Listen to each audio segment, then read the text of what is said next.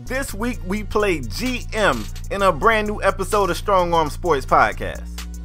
But the notion that they want to just go in on offense and possibly take Saquon Barkley blows my mind. I would not touch Saquon Barkley. I wouldn't. Hold on, Browns. I got y'all. For one, you got two really good backs. Yeah, I know. Let me hold on. Can I interrupt you? Hold on. We supposed to be the losers, but we winning though. They used to laugh at us, now we winning though. They used to tell me never in my lifetime. I guess they wasn't in their right mind. What's going on, folks? Welcome to a brand new exciting episode of Strong Arm Sports Podcast, the realest sport podcast in all the land. True. I mean in all the land. True. And we are back to wrap up the previous weekend sports in dramatic fashion, the only way we know how. With no BS, no sugarcoating, and no biases, only the strong arm truth. This happens to be the first time you guys have ever watched our show here on YouTube or listened to it on any of our various podcast channels. I'm one half of the show. I go by the name of KSpadeTheProspect. And I'm your boy, LePravis57, and together we form Strong Arm Sports Spade. Yes, sir. Spade, we was going over the list, the topic list that's been put together, and I mean, it's going to be one of those shows, Spade. It's going to be an exciting show. It's going to be a fun show.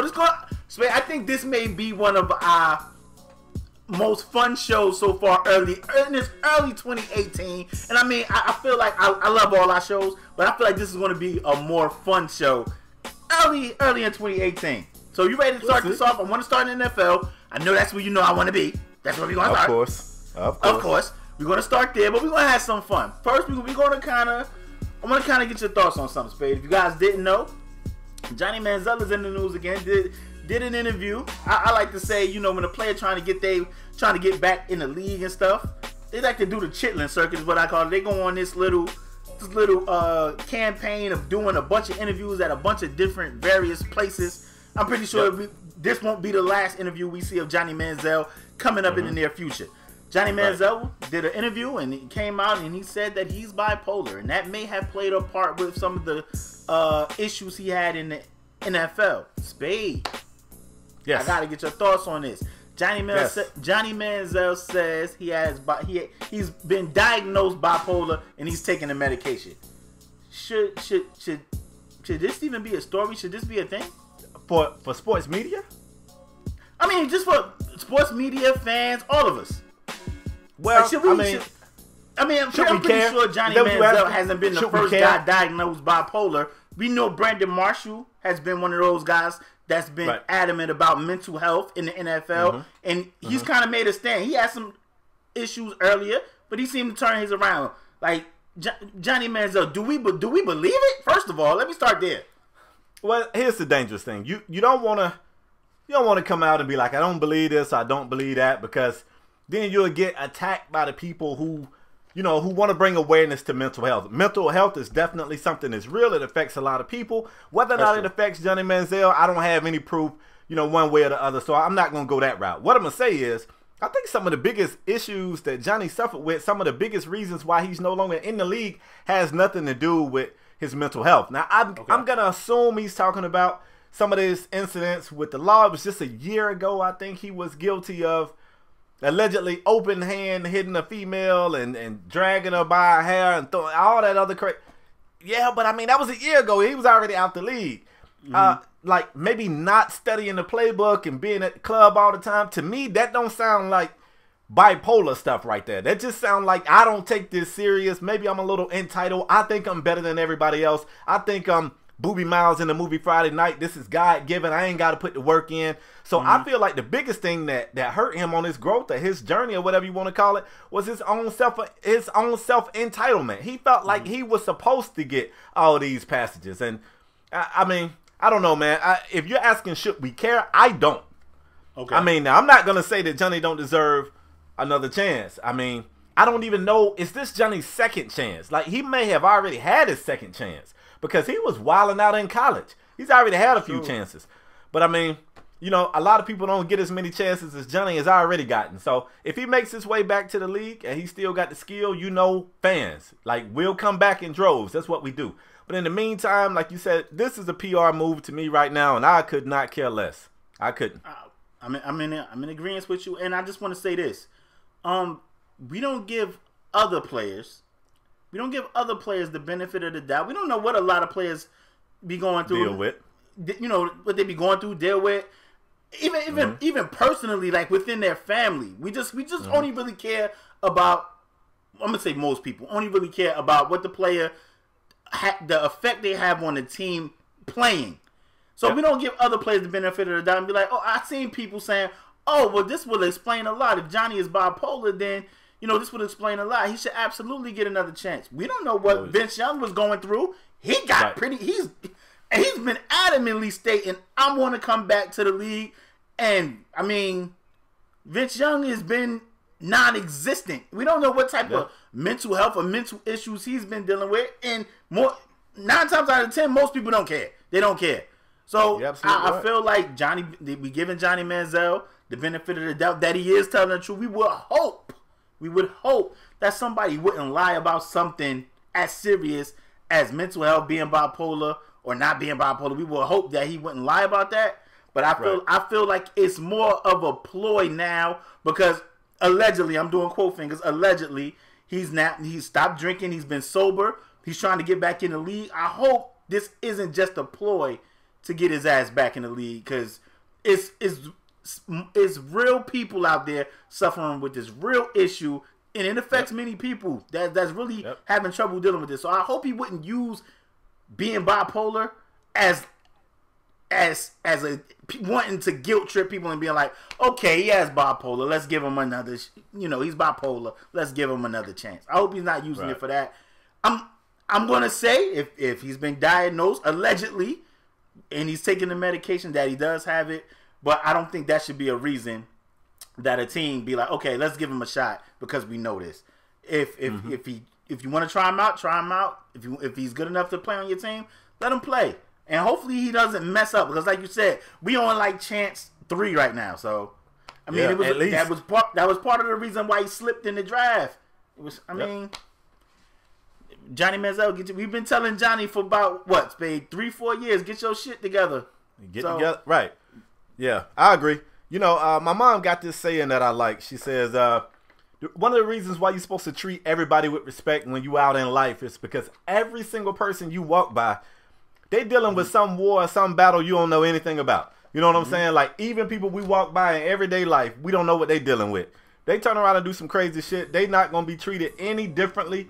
Like, after the fact, they can't come back and be like, look, I was wilding out. Because I just found out I was dealing with bipolar. It's not going to change the way they looked at. So that's right. If Johnny playing ball and he's staying out of trouble, I ain't got a problem with him getting another chance. But me neither. Am I instantly back on the Johnny Manziel bandwagon because not at all.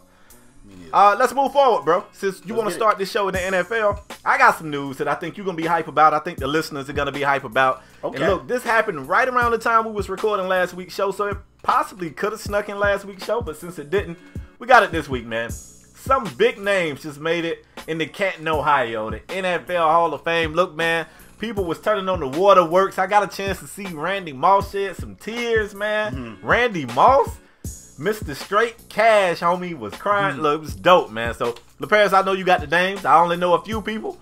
It's only a few of them that I really care about like that. But some big names just got into the NFL Hall of Fame. I know you got the names, but do you feel like anybody was snubbed, and how you feel about those that got in? I don't feel anybody was snubbed. I feel, notable names are Brian Dawkins, Ray Lewis, Randy Moss. Terrell Owens finally got in. He should have been a first ballot, in my opinion. We talked about that numerous times on this show about him being snubbed. And Brian Urlacher got in. I'm not going to front. I asked Spade off camera. I said, Brian Urlacher, was he really that amazing to be? If I'm not mistaken, somebody correct me if I'm wrong. Somebody will be in that comment section. This is his second time, but I think he's a first ballot Hall of Famer. I think he was inducted as a first ballot Hall of Famer, and I asked Spade, Brian Urlacher, first ballot? I don't know about that. I don't know if I could be wrong, and I'm not throwing no shade. I like Brian Urlacher. I don't know if he literally changed the Bears culture like a Ray Lewis changed the Ravens. I don't know. I'm alright with him being a Hall of Famer. I just don't know about him coming in on his first go round. I don't know. So I did ask Spade about that off camera. Randy Moss, definitely a Hall of Famer. But it's funny. I'm gonna say this, man. Like people, I don't want to throw shade on these guys going to the Hall of Fame. But it's funny when the NFL was talking about Randy Moss. They showed Randy Moss with the Vikings. They showed Randy Moss with the Patriots. They must have forgot about them damn Raider years. Them Raider days. He play when he want to play. And I want to say this, and it's like I said, there's no shade. But Randy Moss went in as a first ballot, and I think T.O. deserved to go in as a first ballot. But the same problem people had with T.O., you could say that about Randy Moss. Randy Moss went to the Raiders and said, "I play when I want to." And I know people going to,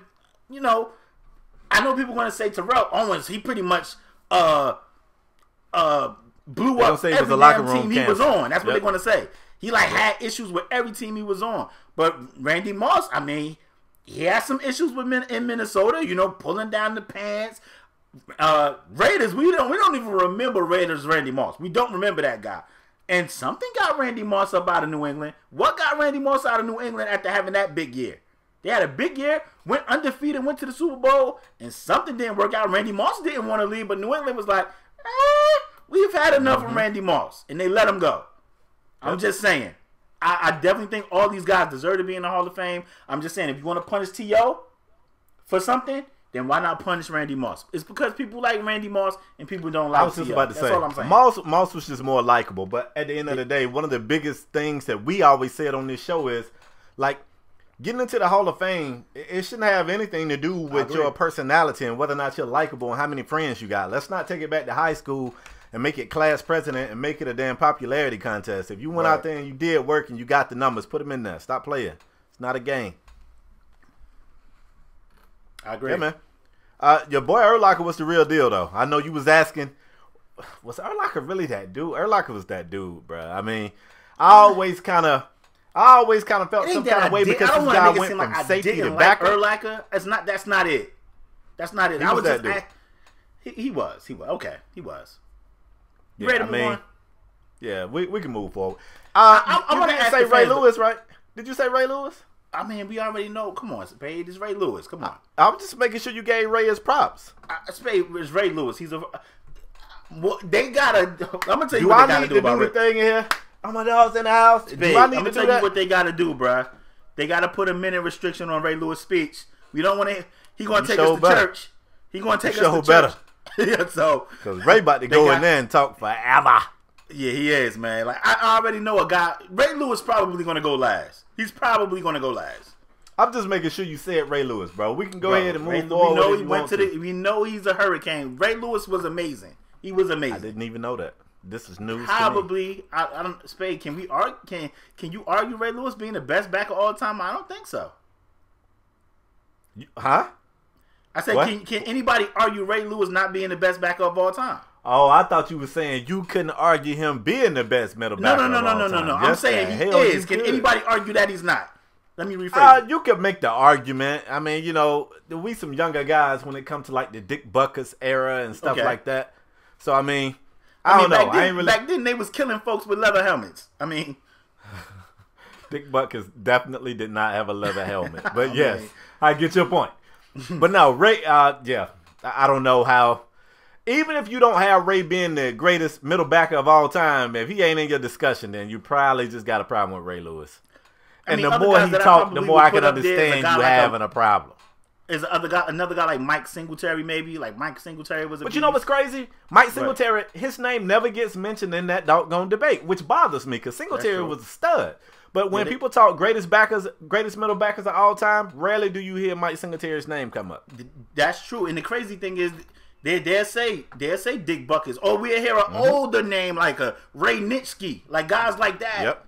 We don't really, you're right. We don't really hear Mike Singletary. But everybody that seen Mike Singletary, we know how, especially at his size too. He was amazing. Yeah, man. Them damn eyes, bro. The way he used to sit back there and them eyes be darting around the field. That's right, man. One of the best little clips that the NFL Network, and when they doing NFL films, they always show you hear Mike Singletary like, I like this kind of party. Yeah, Mike was a real one, man. Yeah, he was. But let's move on. I want to have some fun. We in the NFL. Want to have some fun. Want to introduce something new we're going to do it. Now, I know I usually do a mock draft right before the draft, and I'm still going to do that. But we're going to have some fun up until that time, Spade. So what did we say we was going to call this, Spade? What we going to call this? GM hat or something? Yeah. Rock the GM hat for a minute, man. Okay, but if you guys didn't know, the Browns have the #1 pick in the draft again. Cleveland. But not only that, they have a top 4 pick. They got a first and the 4th pick. They have 2 picks in the top 5 picks. The Browns. Yeah. And they got they got the #4 pick from the Texans. So Spade. Yes. I gotta ask you, because I've been hearing numerous things. If you guys didn't know, it was a big debate on NFL Network about what the Browns should do with #1 and #4. I heard people saying they should take Saquon Barkley #1, that they must take one of these quarterbacks #1. Spade. I heard people saying they should take the quarterback #1 and Barkley #4. I'm asking you, put on your GM hat. You are the GM of the Browns. You have 2 picks in the first 5. What should the Browns do, and what would you do with them 2 picks? All right, this should be fun. You ain't really gonna like this, Cleveland Browns fans. You're welcome, because I'm about to set y'all franchise on fire. Save the franchise. They need help. Save them. First of all, before I go on my picks, let me talk a little bit about what they did last year. You good with that, Paris? Okay. Last year, man, they came out the gate and they took Myles Garrett at defensive end. This dude right here was projected to be like a game changer. Yeah. He took some negative grades because apparently he's a little different. I don't know why that matters, but for what it's worth, they said that. They came back and threw in Jabril Peppers, who I guess the first comparison that comes to mind is Deion Buchanan, a guy who could play safety, could play backer. You can kind of move him around. He can impact the game in various ways. Came back and made probably the smartest pick of the draft. They took a stud at tight end, David Njoku, out of the University of Miami. Then they came back and got Deshaun Kaiser at quarterback, even though his head coach, Brian Kelly, said he wasn't ready for the league. I don't know how I feel about that. And they did some other things. I just want to talk on those right there. Now, they took a defensive tackle in round 3, blah, blah, blah. I'm not going that deep. What I'm getting at is I feel like the Browns made a lot of leeway on the defensive side of the ball. I know they didn't have the offensive season that they wanted to. But the notion that they wanted to just go in on offense and possibly take Saquon Barkley blows my mind. I would not touch Saquon Barkley. I wouldn't. Hold on, Browns. I got y'all. For one, you got 2 really good backs. Yeah, I know. Let me hold on. They have can I interrupt you? Hold on. I mean, you can, but I'm the GM. It could possibly cost you your job, but go ahead. Okay. You said you would not take Saquon Barkley. Is that because you don't like him? Absolutely not. It's not that I don't like him. I think Saquon's a stud. I think in the right system, he's going to be a great pro. But, I mean, it's the people that say take best available, and I understand that. But I believe you fill holes, especially when you started to work on something. And they started to work on the defense. The Paris, you probably ain't going to like this, okay? All right, you ready for this? I'm listening. I like what they're doing on the defensive end. Now, for those of you that don't know, they did lose. Even though he was older, losing a step, he still was an OG, and he was like the veteran of that defense. And I'm talking about the cornerback. I'm having a brain fart. Help me out. Hayden. Who? Hayden. Joe Hayden. They lost Joe Hayden. That secondary needs a little bit of help. They're young, they're inexperienced, and it's some people there, but I wouldn't go for a DB at #1. But you know, we've said this a lot of times on this show. You know what helps a young, inexperienced secondary? A hell of a pass rush. You don't believe me? Go down there in Florida. Go look at what they did in Jacksonville, the way they built that defense, and how that thing came together and got those guys far in the playoffs. You know what? With the first pick of the draft. No, I'm doing it. Wait, Spade. You called them Jacksonville. I'm on the clock. That's not it. It's Saxonville. It's Saxonville. That's how much they get out of the class down there. I'm on the clock. With the first pick of the 2018 NFL Draft, the Cleveland Browns take Bradley Chubb, defensive end out of NC State. That's what I do right there. That's what I do. Okay. And then look, first of all, you taking him, that's throwing everybody for a loop. Everybody's looking like, whoa. Y'all don't want Sam Darnold? Y'all don't want effing the draft all up. Because everybody expects y'all to take a QB. I done jacked it up already. I done jacked it all up. Now, I don't know what the Giants going to do. If I'm the Giants, I know we're going to do this later, but a lot of people don't speak on the Giants. Don't speak on the Giants. All right, I won't speak on the Giants. That's why I'm interrupting. Don't speak on the Giants. Giants, they go up, do whatever. Colts go up, do whatever. Okay. I'm back on the clock. You know what I do at 4? What you do at 4? I take Minka Fitzpatrick, the best defensive back in the draft. I take him at 4. You know what I did? On offense, did we get much better? Yeah, we kind of did, because now we got Flash Gordon, who actually showed signs in the second half of the season once he was reinstated. We got him. He's going to get a full training camp. He's going to actually get into shape. He's going to get some reps in with Kaiser. I'm coming to Kaiser. I'm putting my hands on his shoulder pads. I'm saying, Deshaun, you're going to be all right. You're going to be all right, because we're not going to scheme for you to go out there and have to win games for us. It's okay to be checked down, Charlie. You can be a game manager. You're young. You're going to get it figured out. First thing I'm going to do is I'm going to start Duke Johnson, who led the team in receiving. We're going to start Duke Johnson at running back. Don't worry about it, Crowell. You're still going to get your reps. Relax. And we're going to actually incorporate Njoku into the passing offense. And the offense is going to be okay. All I need from them is 14 points a game, maybe 10. The rest of it, this defense going to be on people's ass like back pockets. Cleveland, I just fixed them. Somebody hire me. Cleveland, I'm available. My business email is in the description. Now, LaParis, I don't know if you want to follow what I just did, because I really just saved them. But if you think you could possibly do better, you're on the clock, bro. I'm sorry. Spade, I have no problem with what you did. And the crazy Nobody does. I'm going to tell you, the crazy thing is, it's going to be people in there and was like, in this comment section and tweeting us, and they're going to say, you know what? This is what makes our show us. This is why it's so amazing. Because we go against the grain in every mock draft I've been looking at. Browns take Barkley. Browns take a QB. Even at 1-4, it's a long draft. It's 7 rounds of this thing. It's 7 rounds of this thing. You want to know what else, Spade? Spade, I'm gonna say it on screen, and I don't agree with it. Man, you had this talk off camera a while ago about Kaiser. I don't think they gave Kaiser a fair shot. You look at the weapon. I'm real big about looking at the team as a whole. Now the Browns, in my opinion, they have a solid. I ain't saying this offensive line is so amazing, but they have a solid offensive line. I know they lost Joe Thomas to injury, and that's going to hurt. We hope Joe Thomas come back and be the stud he was, because Joe Thomas is a perennial Pro Bowler. Man too. He's a perennial Pro Bowler, arguably a top tackle and top left tackle in this league. I don't feel like they gave Kaiser a fair shake, but I told you, Spade, off camera, I said I think the Browns are done with Kaiser. He didn't have a good year last year, but in my opinion, he didn't have weapons. Josh Gordon came back. They Coleman been in and out of the lineup. I love Duke Johnson. I love Crowell, but both of those guys be hurt. They done turned Njoku into a blocking tight end. I don't know why they won't throw that guy the ball. I don't know why they won't throw him the ball. I don't know why. But they turned him to a blocking tight end when he was an all-world weapon in Miami. In Miami, I hate to say it, but they are tight end you. They put tight ends in the league. And every tight end that's come from Miami, these dudes have been amazing. Speak them facts. Don't hate to say the truth. So I don't understand why. I'm not sold, and I know people going to get in this comment section and be like, but XYZ, I don't care. I'm not sold on none of these QBs coming out. None of them. None of them. And I know somebody going to be like, well, what about Lamar Jackson? Nobody's talking about Lamar Jackson, so we expect him to go 2 or 3 or 4 in the draft, like down rounds. I'm talking about 2nd round, 3rd round, 4th round, maybe 5th round in the draft.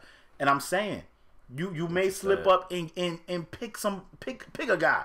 You may slip and pick a guy. They love Darnold. They love Rosen. They love what's my man from Wyoming? I can't think of his name.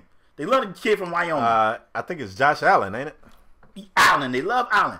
I'm not sold on none of those guys. So Spade, the crazy thing is, I don't have a problem with going down there and building that defense. You got Miles. What if you got a defensive tackle last year? What if you put a guy like Chubb on the other side?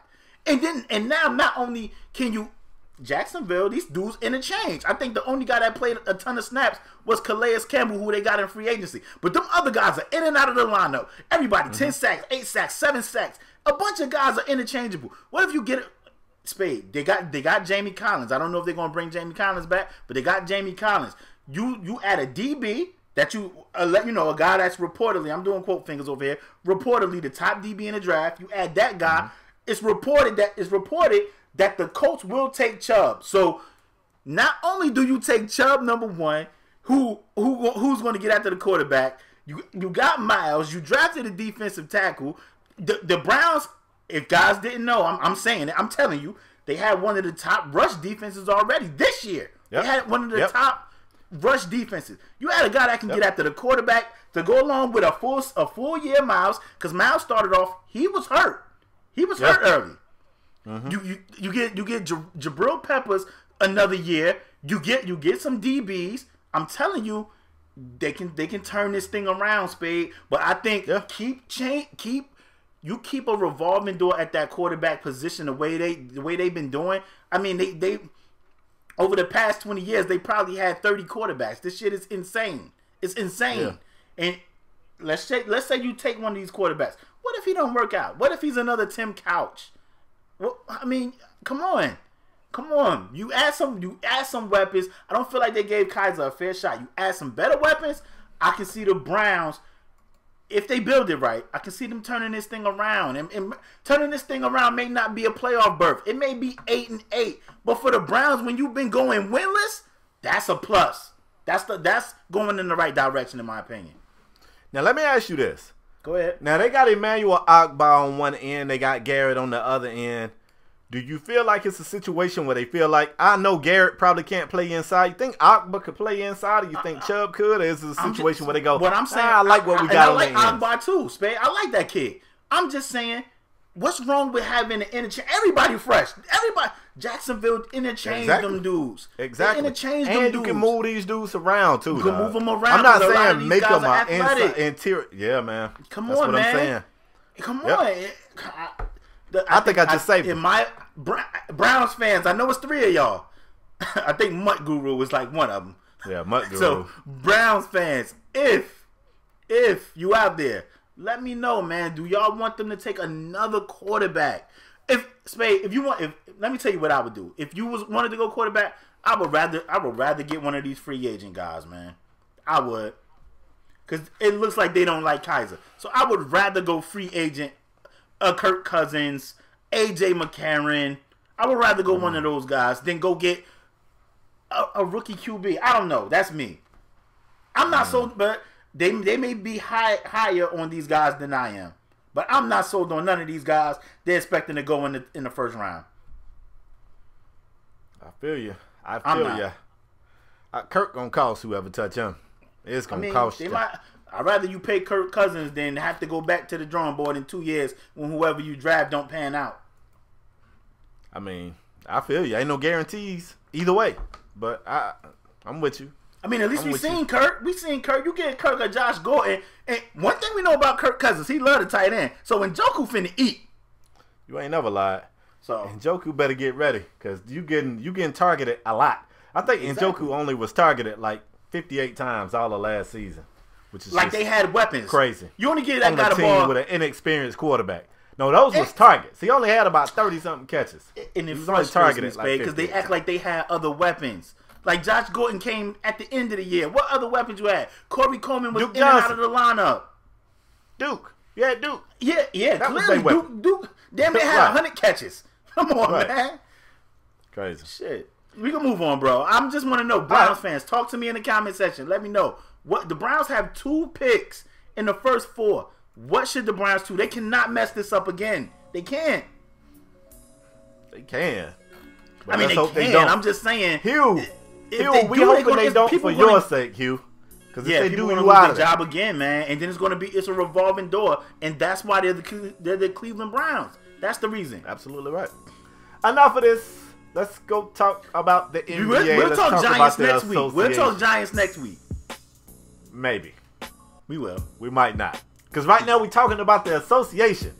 This NBA All-Star Weekend, man, and I'm going to tell you something. The parents tell y'all he hates the Pro Bowl. We don't even know what the hell happened at the Major League Baseball All-Star game. We don't know. But you know who got a pretty lit All-Star festivity-filled weekend? The association. What can I say, man? Yes, they do. And in case you missed it last night, LaParis, I'm here to recap what went down. First of all, the NBA Celebrity Game happened, and it was stars all over the place. It was a star-studded affair. The MVP trophy was taken home by Atlanta's own Quavo of the Migos, He had 19 points out there. The boy was 7 of 10 from the field. He had a Euro. You know, if somebody Euro, I'm instantly a fan. He had a Euro, and he had a block. He had a Dikembe Mutombo-inspired block out of bounds. Now, also last night, we had the USA versus the World, which I think is the new name for the Rising Stars, which is the new name for the Rookie versus Sophomore. This thing changed names so much. I don't know if it committed a crime and is hiding from somebody or what. I don't know. But last night we did have the NBA versus the World. I mean, the USA versus the World. It was a very high-scoring affair. These teams damn near put up 300, 22 of them. So defense still ain't the move. The Paris, how excited were you last night when these festivities was happening? Go. I mean, I watched the game, and you know, you was hyped. Buddy Hill came out at halftime and said, "Well, we knew the USA was going to be prima donnas, and they was going to try and showboat and stuff. We was coming out here to win." And I said to myself, if the USA don't get their shit together, they out here getting smacked. And they didn't. They got smacked. They really did. And the USA, man, they shot terrible from 3, and not the World. I was about to say the USA, the World. They was out there shooting threes like out the wazoo, and I was like, good God. Yeah, good God. But I mean, 3 ball is king. It was good to see these young guys. You know, what's the name? Dennis Smith kind of put on the show. Did a couple well, I don't want to say put on a show. He did a couple of dunks. You know, getting people ready for the dunk contest, and so did Donovan Mitchell Spade. So I guess in that aspect, for the fans, it was a nice showing. But I wish it would have been a little bit more competitive in my opinion. I don't have a problem. It would have been competitive. It ain't the World fault that the USA team can't shoot threes. Look, let me tell you, the difference in this game was definitely the 3-point ball. The World team attempted 56 threes and shot over 40% from beyond the arc. The USA team attempted 40, but only was able to shoot 27.5%. We'll round it up for y'all. 28% from beyond the arc. That's the difference maker. However, you got to, man, Jaylen Brown, I'm telling you, there's something about this dude I like. He got that. Look, when he first came into the league, he had a quote about him not being afraid of LeBron. I mean, he got his ass kicked by LeBron. But I like this kid, bro. I like his game. He got this fighter thing in him. I like it. He was really the lone bright spot. Him and Kyle Kuzma were the lone bright spots for the USA team. Jaylen Brown had 35 big ones. He was the high scorer of the night. Kuzma only played 19 minutes to score 20 points off the bench, so he definitely was hooping. And in case y'all didn't know, man, my boy Buddy Hield, who LeParis keeps telling me, Buddy Hield ain't it, Buddy Hield ain't it. Boom, Buddy Hield went out there and gave him 29 last night. Buddy, you on your way. You on your way, boy. I mean, it showed that it's a lot of young talent in the league. And the crazy thing is, we got a lot to look forward to because they saying that this is the most prominent draft class in a long time. So that's coming into the league. So we got a lot of young talent that's going to be in the league. But let me ask you, Spade, then we can talk about other things going on in the All-Star weekend. Should they go back to the rookie sophomore format?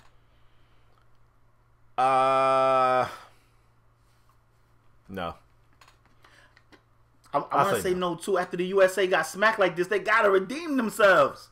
Come on. See, and that's what I was gonna say. Like, I feel like this way right here give you something to fight for. Like, if you ain't embarrassed, not only did you lose, not only did y'all, kind of embarrass yourself in the game because y'all can't shoot with a lick, but Buddy Hield came out at the half and said he knew y'all was grass because y'all prima donnas. Y'all think y'all all that.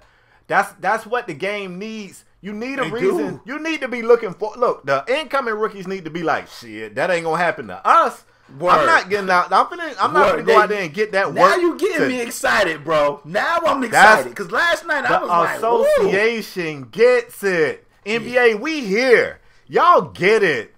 Y'all get it. Y'all like this format, bro. I like it. But knowing the NBA, this junk could be called something else next year. That's what they do, bro. It's in a witness protection program. This game has clearly committed a crime. It's some more activities, festivities, should I say, going on this weekend. LaParis, let me get your predictions. 3-point contest. I don't know if you know who in it. Let me look it up right quick. Let me start with the dunk contest because I got that right here. So, dunk contest. Victor Oladipo, Larry Nance, Dennis Smith Jr., Donovan Mitchell. Spade, who's your guy? Probably Nance. That boy can fly, and his pops won one. It's in his bloodline. It's in his DNA. I'm going to tell you what. Part of me wanted to be Dennis Smith or Donovan Mitchell. Those dudes right I am a Donovan Mitchell fan. I really want Donovan Mitchell to win this thing. I am a Donovan Mitchell fan. I like this kid. I like this kid. Bro, when I was telling you to win this thing. Wow, now he a fan, y'all. Wow. I am. What you mean now? He a rookie. I've been telling you about this kid since the summer league. I was there. I hung out with him. You've been telling me about Buddy Hill, too. That hasn't panned out. It panned out last night. Buddy Hill not only was the high scorer for his team, broke clock, bro. Everything was right last night. Wow. 3-point contest. Who you like, bro? Let me see who we got in the 3-point contest. Who we got? Let me look. Your boy quick. Clay in it. Okay, we got Clay. Okay, we got Clay, Devin Booker, Wayne Ellington from Miami, Paul George, Bradley Beal, Tobias Harris, Kyle Lowry, and Eric Gordon. Tobias Harris? Yeah, Tobias Harris is in it. Why the hell did Tobias Harris get in this? What were you thinking, Tobias? Spade, I want to say that I think a guy like a Eric Gordon could possibly sleep. I mean, you gotta always say if Clay get hot, game over. If Clay is flame on, it's game over. But I think a guy like Eric Gordon could sneak in there, possibly win this thing. I also give a little notch to Devin Booker, but if I had to choose one of these guys, which you're making me do, I'm leaning Clay. I'm leaning Klay Thompson. I'm gonna tell you what's weird. The fanmanship in me want to say Wayne Ellington, but look, last year EG damn near won this guy, and I think EG won it. So look, I'm putting my money on EG. If I got to bet, Eric Gordon gonna bring this thing home, and if you don't, you better watch Wayne Ellington.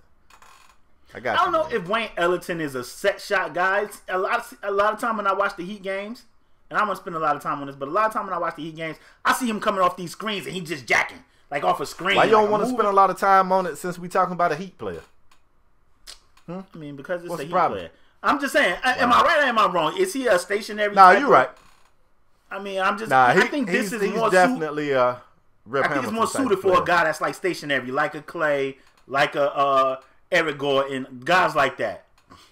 And it's been proven that it's better for a guy that damn near have a set shot, somebody who don't have a lot of lift on their jumper, because what happens is as you continue your way around the arc, that fatigue set in, and you start to taper off. So a guy that kind of got an effortless stroke, don't really leave much space off the ground when he jumps, those are the guys that you traditionally see do a whole lot better in these contests. So EG gets my bet. Okay, I'm not mad at that. You want to talk about the skills challenge? I know it's been some notable bigs that's been winning this thing. I think a big won it like probably the last 2 or 3 years, if I'm not mistaken. I know somebody correct me in the comment section, but Joel Embiid is in it. Joel Embiid, Spencer Dinwiddie, Al Horford, my dude Laurie, Mark Hannon, Buddy Hield is in it. Your boy Jamal Murray. Chris Tapps was in it, but he's not going to participate. We know he's injured. Andre Drummond, which is weird to me, and Lou Williams. I'm looking at Lou Buddy to win this thing right here. I don't understand how Joel Embiid is in this because his whole life is a minute restriction. So I kind of feel like halfway through the contest, they going to bring him off. He going to get subbed out halfway through the routine because he going to be over his minutes. He only played like 9 minutes. I'm leaning Embiid, bruh. I'm leaning Embiid. I am. Over Lou Will? I think Spade. Carl Anthony Towns, if I'm not mistaken, won it last year. Was Lou Will in it last year? No. But I don't know. I don't know if Lou Will. You know, you got to do that bounce pass. You got to dribble through. I don't know. Yeah. You got to make a chest pass, if I'm not mistaken. Lou Will ain't used to passing. Wow. That's Lou will be jacking out there. I'm leaning. You heard it here first, bro. My sleeper. You heard it here first. My sleeper. That's not your sleeper. That's your pick. That's who you picking. That's not a sleeper. Joel Embiid is who I'm picking, but my sleeper is Spencer Dinwiddie. Cheeks. He is my sleeper. Spencer Dinwiddie. That's fine. I gave you the 2 guys I got up there. Yeah, I guess. Association, you get it. You guys know how to put on a show. But let's move on. Now, y'all know damn well I didn't want to talk this guy. Y'all know it.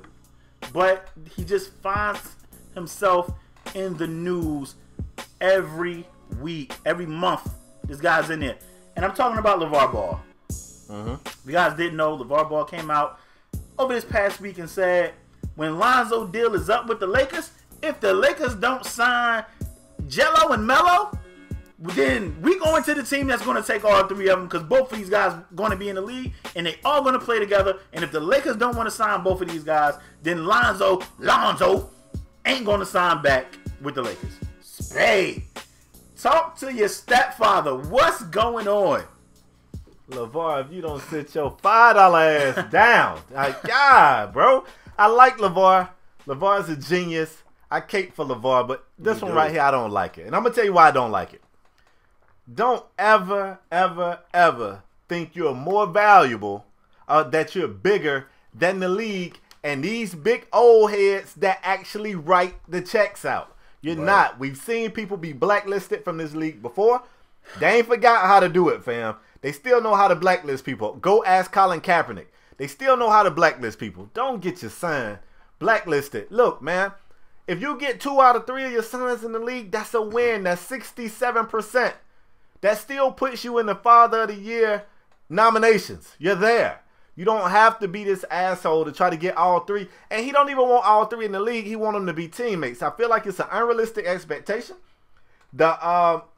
Well, I ain't even talking about Goran and Zoran. I'm talking about the other twins. You could talk about the Morris twins. There's been a ton of them. You could talk about Blake Griffin. You could talk about the Morris brothers. You could talk about Ed and Charles O'Bannon. Which one? No, but I'm talking about in the NBA. All right, so the Morris twins was teammates for a little while. It didn't last.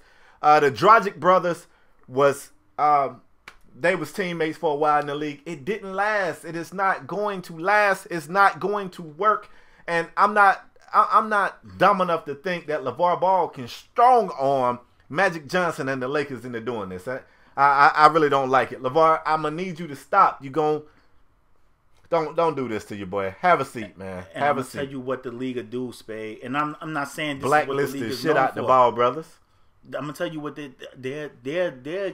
their kick line, their blacklist Lonzo, not because he's a bad player. It's because just to prove a point to the father. You don't control this shit over here. So you know what? You and your other 3 sons go to Lithuania and they can be teammates over there. That's what they're going to do.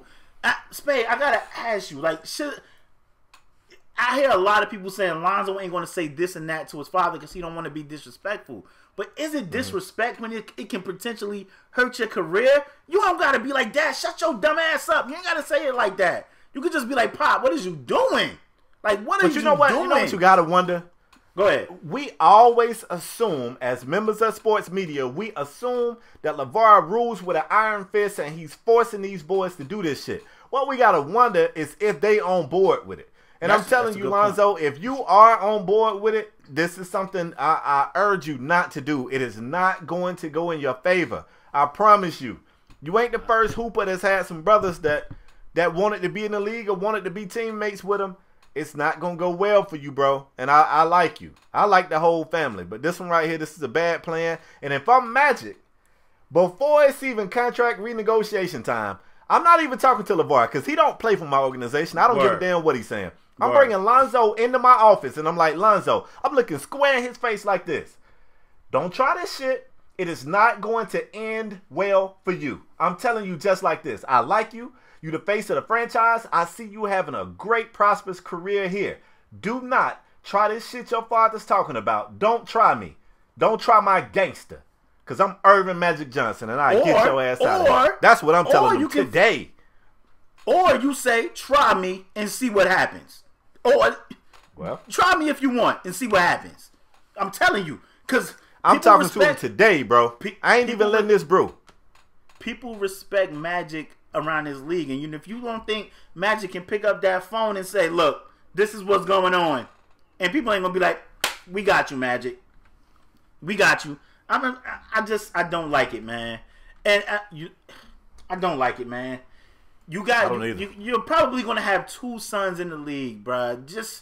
This is why I said you should have let the other kids stay at UCLA. You want to take them over there, Lithuania, it's your choice. But sometimes you got to let him. Maybe he would have got better being coached. I don't know, man. LaVar, I don't like it. And I'm telling you, my coach used to tell me all the time. He used to say, ain't nobody bigger than the program. And in this aspect, the program is the NBA. You're not bigger than the NBA. I'm sorry. And it will not end well for that young man. And it's sad because it wouldn't even be his fault it will be because they don't like his father. Yeah. You can move on, bro. I agree, bro. All right, man. In other Royal news, this next topic right here I'm bringing to you guys kind of hits close to home with me. It's something that we've discussed on this show before. We did. And we had difference of opinion. Like we did, and I felt like it wasn't over. I felt like when we talked about it last time, it would not be our last time talking about it, and we're back. So let me get to the point. I'm talking about Chris Bosh, who was recently on TV saying that he's in the gym. He still can play. He still has the desire to play. He wants to come back. It's not over for him, and he is open to the highest bidding contender. He wants to return. Now, LaParis, obviously, everybody's first question is, what about your blood clots? Are you healthy? What's the deal with that? And he's kind of got a quote here. He says, medicine is like law. I come to find out that it's very gray area. Some people say yes. Some people say no. The way he answered that question leads me to believe that he's still getting mixed reviews on his second, third, fourth, fifth, sixth opinions. Some folks are saying, hey, looks good. I mean, if you don't have the blood clots, nobody can look at you and say you're gonna have blood clots. That's not the way they work. So you kind of go, I think it's a risk. I think if you play again, they return. And then somebody probably goes, we have no way of knowing if they'll ever come back ever again. As of right now, you look good. You're healthy. Paris, do you want to see Bosh back? And if so, where you got him? Me as a player. Should I tell you the teams that? No, man, go ahead. Go ahead.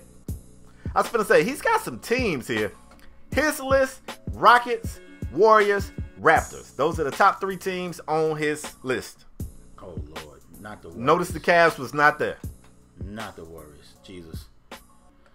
Me as a fan, I would love to see Chris Bosh back on the court. But me as a adult, a grown man that's concerned about his wife, his family, and I'm pretty sure of course, I'm not more concerned about his family and wife and all that and his kids more than he is, of course. But I just don't want to see anything bad happen to the guy. So if it's still 50-50 and it sounds like, with how he responded to that question, it's still 50-50, I'm out. Of course, if he want to play, I don't know if anybody would take a chance on him, man.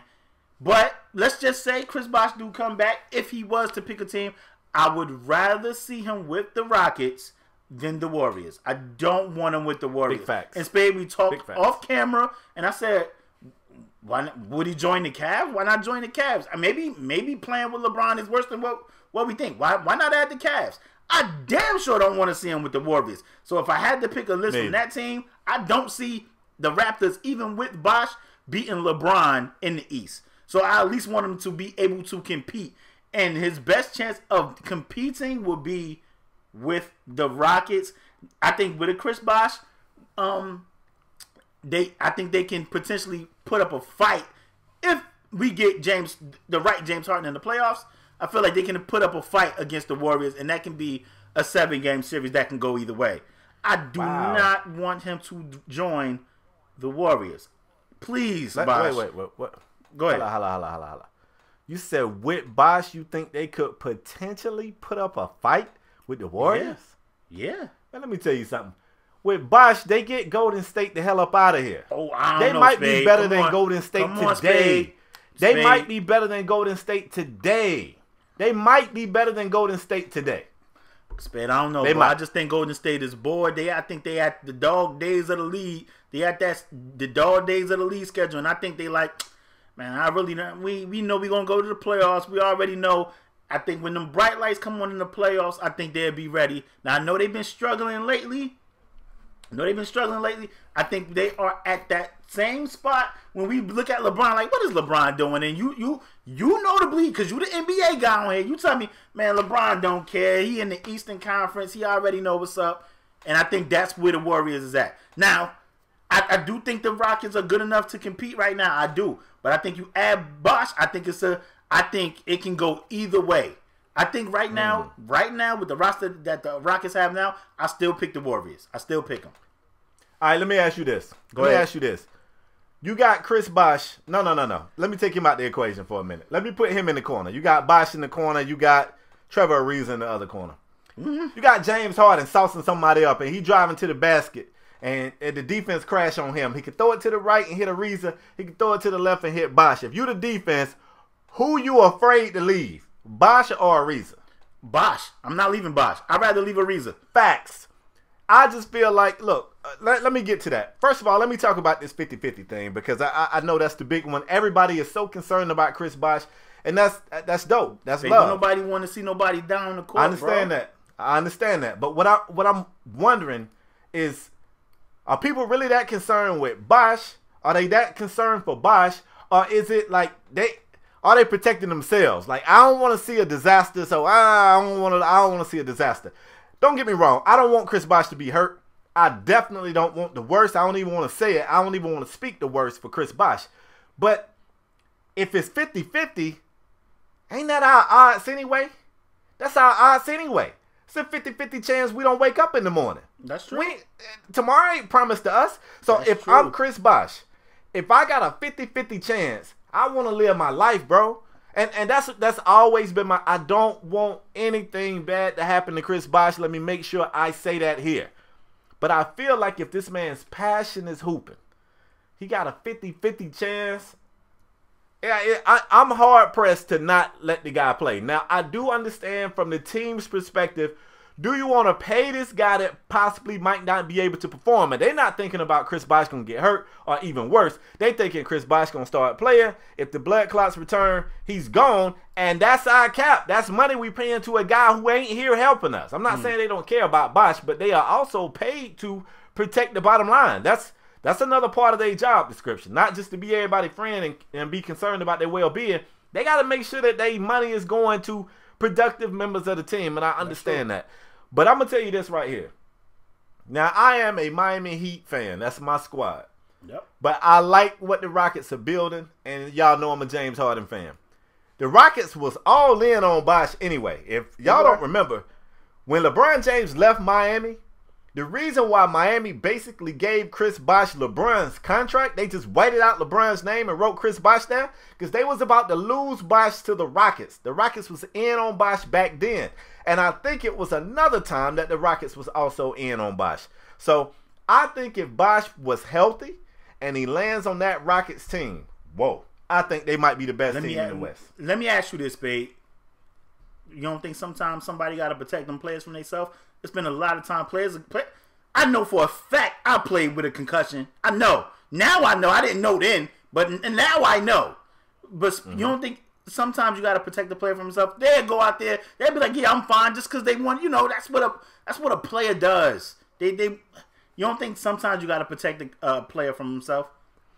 I think at the high school level, I think at the collegiate level, when you're dealing with kids, somebody else's job has to be to look out for their well-being. I think when you're talking about adults with wives and kids and financial responsibilities, I think it's your primary job to look after yourself. I tell you what, I know what I do for a living. I know if I just stop uploading these videos, ain't nobody gonna pop up at my house like, Spade, get up, get to work, get to this computer. They not. They gonna be like, well, I don't know what Spade doing. He tripping. You my man, 50 grand. I be on your ass like back pockets. Yeah, but we brothers. Yeah, we brothers. But you think Pat Riley look at Chris Bosh like a brother? I don't know. Yeah, I'm just glad I'm glad I'm the guy that don't have to make that decision. That's a tough decision, man. It's a tough call. It's a tough call either way. And I'm not mad at anybody. Yeah, I'm not mad at anybody who say I don't want to see Bosh back. Like, I don't want to see Bosh hurt. I don't want to see him back. It's just it's tough for me because it was a kid locally, and I'm not going to be too long on this. I don't know the kid personally. My kids knew him. They went to school with him, and he was a young basketball player, and allegedly he found out that he had an enlarged heart. And they knew the risk. The doctors talked with him and his family. They told him the risk. And the kid ultimately made the decision that he wanted to play ball, and they lost the kid. He played ball, and he ended up passing away. And it was such a tragic story, and everybody was like, oh, that's sad. But that was that kid's wish. It's his life. And you know what I'm saying? I don't feel like we got the right to tell him. I don't know. It's tough. It's tough either way. It ain't no right or wrong answer. It's just tough. And I wouldn't want to be the guy, because what if this man lived the next 50 years of his life and never have another blood clot? He going to spend the rest of his life wishing that he had to follow this dream. He had to play ball. It's tough. It's tough. That's why I'm glad I don't have to make that decision. I'm glad. You ready to move on? Yes, I am ready to move on. Leave your thoughts on Chris Bosh. Should he come back? Where should he go? Leave it in the comment section down below. Spade, moving on. Guess what's back? Crazy thing is, if you guys don't know, I tied the Pick'em game up, and we haven't had a Pick'em game on this show in a couple of weeks because Spade retired it. Spade know I was on his ass. I tied it up 10-10. Check the tape. Check the tape. I tied it up 10-10. So Spade, let me ask you, before I even tell them what games we picking, are we starting over? Is it a new 0-0? You want to start over for the second half of the NBA season? Bro, that's something you don't come for me, bro, because first of all, I had 11. So bro, this 10-10 mess sounds suspicious to me. Check the tape. I say we start over 0-0 because I was on your ass. It was 5-5. I mean, it was 10-10. It was 10-10. And I came back, tied it up.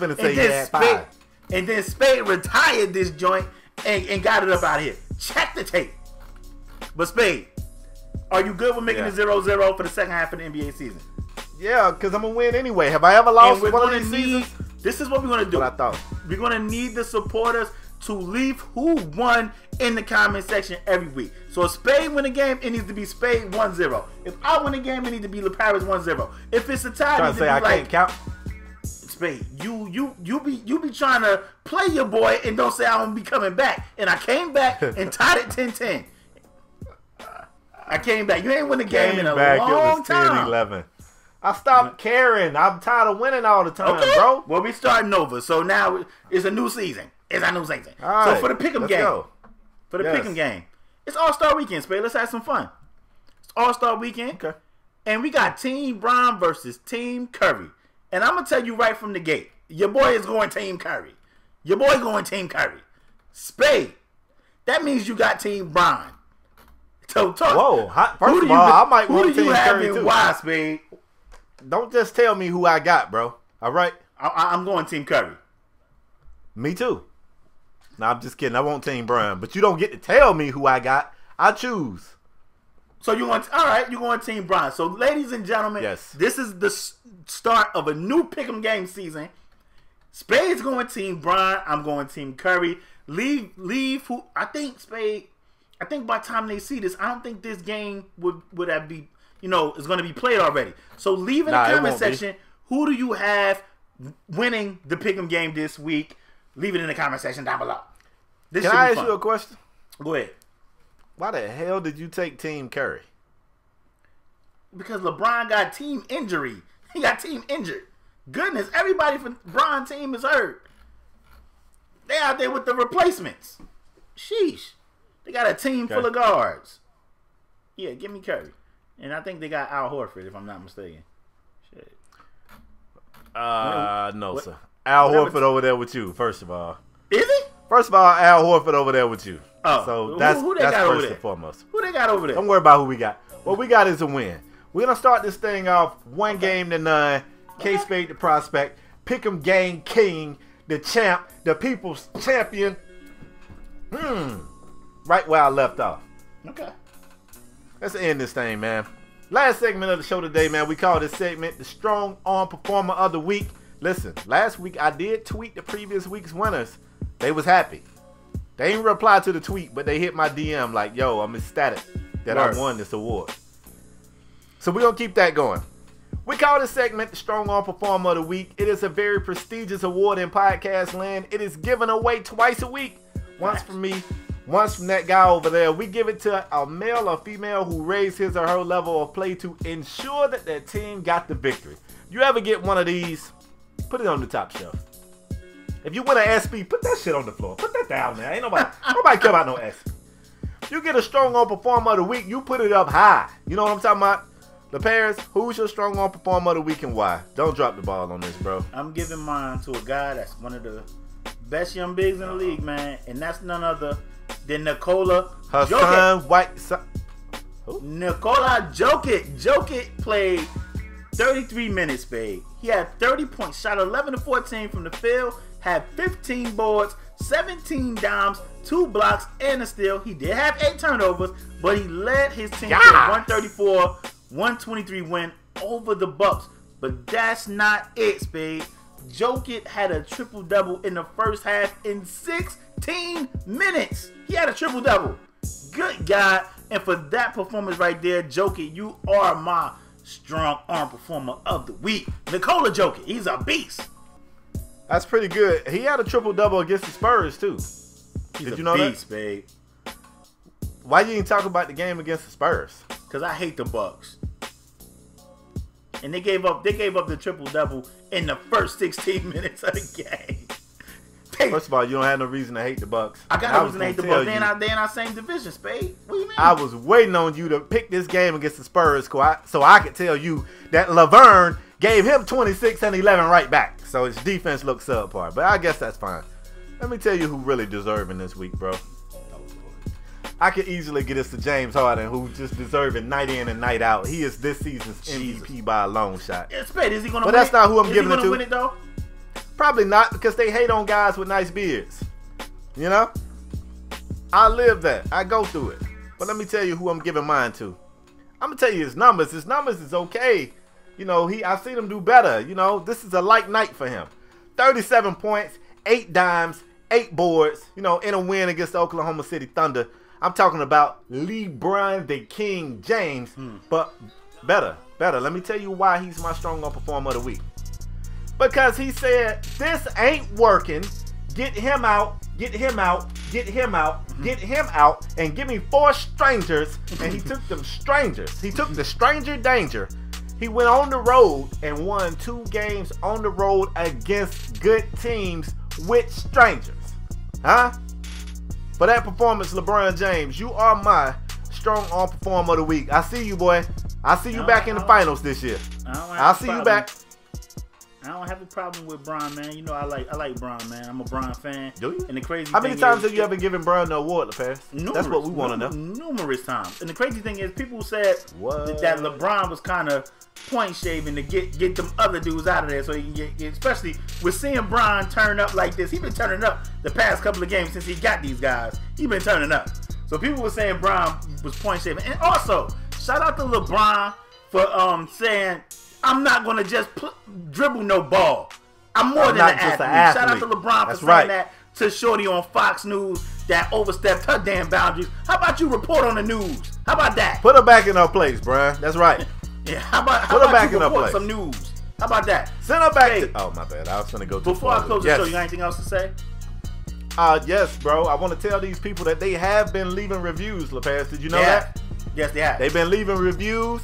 The show has been receiving a boost, and I want to encourage you guys to continue leaving those reviews, banging these likes, subscribing to the channel, and telling other sports fans about the best podcast in all the land, man. We thank y'all. We can't do it without y'all. Keep it up. I want to send our condolences to what happened down there in Florida. The tragic shooting that went down at that school. I want to say our condolences to the family and friends of those people. And I want to say, in this world full of evil, hopefully we was able to provide you guys some good. Thank y'all for tuning in.